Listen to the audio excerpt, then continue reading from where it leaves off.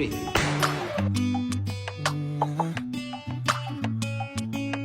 A picture's worth 1,000 words. It আসলে নিজের উপার্জনে কিছু কেনাটার অনুভূতি অন্যরকম, খুবই অন্যরকম। সো এই ব্লগে আমি আপনাদেরকে আমার জীবনের অনেক আমার জন্য, আমি যেহেতু আমার ক্যারিয়ারটা মাত্র 2 বছরের, সো এই 2 বছরের ক্যারিয়ারে আমার ছোট্ট একটা অ্যাচিভমেন্ট আপনাদের সাথে আজকে শেয়ার করব। সেটা হচ্ছে আমি একটা নতুন গাড়ি কিনেছি আল্লাহর রহমতে। আপনাদের সবার অনেক অনেক ভালোবাসার কারণেই সম্ভব হয়েছে। সো আমি রেডি হয়ে গেছি, আমি চলে যাচ্ছি আমার গাড়িটা রিসিভ করার জন্য। অ্যান্ড আমার এই জার্নিতে আমাকে সবচেয়ে বেশি সে হচ্ছে আমার হাজব্যান্ড অ্যান্ড ভিভিড অটোমোবাইল। এই শোরুমটা না থাকলে আমি আসলে এত বেস্ট একটা ডিলে, এত বেস্ট একটা প্রাইজিংয়ে এই গাড়িটা কিনতে পারতাম না। আমি যখন চিটাগাংয়ের সব জায়গায় ঘুরে ঘুরে হয়রান, আমার যখন কোনো গাড়ি পছন্দ হচ্ছে না টয়োটার, তখন ভিভিড অটোমোবাইল আমাকে এই গাড়িটার কথা বলে। অ্যান্ড আমি টয়োটা প্রিয়াস 18 যখন দেখতেছিলাম, 18 মডেলটা, আমার ওই মডেলটা পছন্দ হচ্ছিল না। সামনের লাইট, পেছনের লাইট সবকিছু মিলিয়ে আমার পছন্দ হচ্ছিল না। তো তখন আমি বিবিধকে বলি যে আই নিড 19 মডেলটা, 2019 মডেলটা আমার লাগবে। তো তখন ভিভিড অটোমোবাইল আমাকে বলে ঠিক আছে আপু, কোনো প্যারা নিবেন না, আমরা এনে দিচ্ছি।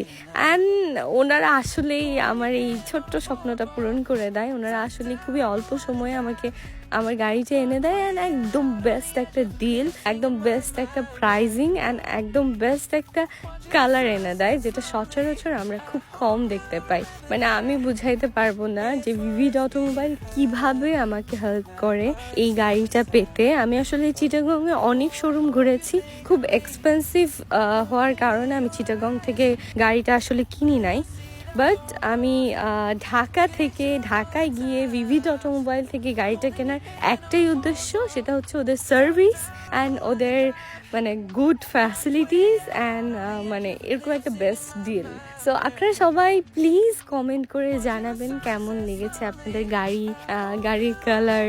অ্যান্ড অবশ্যই যারা গাড়ি কেনার প্ল্যানিং করছেন তারা অবশ্যই ভিভিড অটোমোবাইলের পেজটা ঘুরে দেখবেন অ্যান্ড ওদের থেকেই নেবেন, আমি সাজেস্ট করবো। কারণ আপনি আমার মনে হয় আপনার শহরে এত গুড ডিল, এত গুড বাজেট আপনারা কোথাও পাবেন না ভিভিড অটোমোবাইল ছাড়া। So thank you so much Vivid Automobile. And পাশাপাশি নাহিদকে অনেক থ্যাঙ্কস। আসলে নাহিদের মতো পার্টনার যদি আমার পাশে না থাকতো, আমি এত বড় সাহস করতে পারতাম না।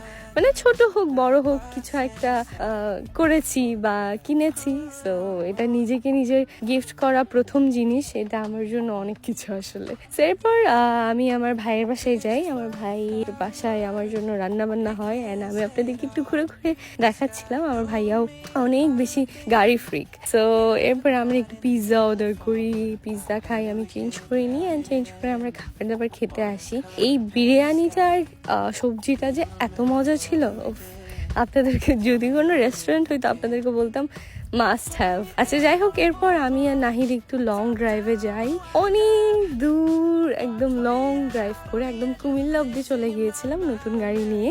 লং ড্রাইভ করে আমরা আবার রাতে ব্যাক করেছিলাম। আর আরেকটা কথা, আমার এই ড্রেসটা না আপনারা 2-3টা ব্লগে দেখতে পাবেন, প্লিজ ডোন্ট মাইন্ড। আমি আসলে ঢাকায় খুব লিমিটেড জামা কাপড় নিয়ে গিয়েছিলাম, আমি আসলে বুঝি নাই যে আমাকে এতদিন থাকতে হবে।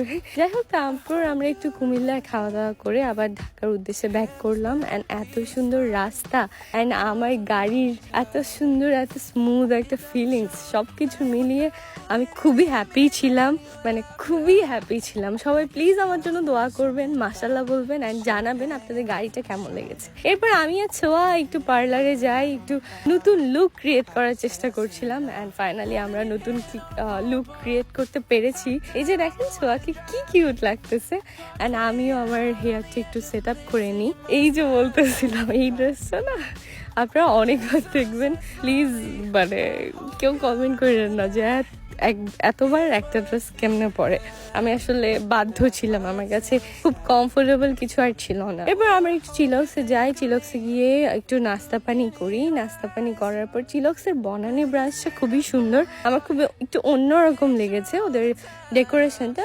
নর্মালি তো সবগুলো ব্রাঞ্চই একটু কাছাকাছি সেম থাকে, বাট এই ব্রাঞ্চটা একটু অন্যরকম, আমার খুব সুন্দর লেগেছে। এরপরে নাহিদের সাথে একটা রিলস বানিয়েছিলাম, এটা আমি আপলোড করেছি। দেন আমরা সবাই ডিনার ডিনার করতে চলে যাই। আমাকে ভাই বলছিল যে আপনারা চিটাগাংয়ে কি মেজবান খান, আমরা ঢাকায় আপনাকে বেস্ট মেজবান খাওয়াবো, অ্যান্ড আমরা বেস্ট মেজবানটা খাই। এরপর খাওয়া দাওয়া শেষে আবার বাসায়। সো নেক্সট ব্লগে আবার দেখা হবে। আল্লাহ হাফেজ।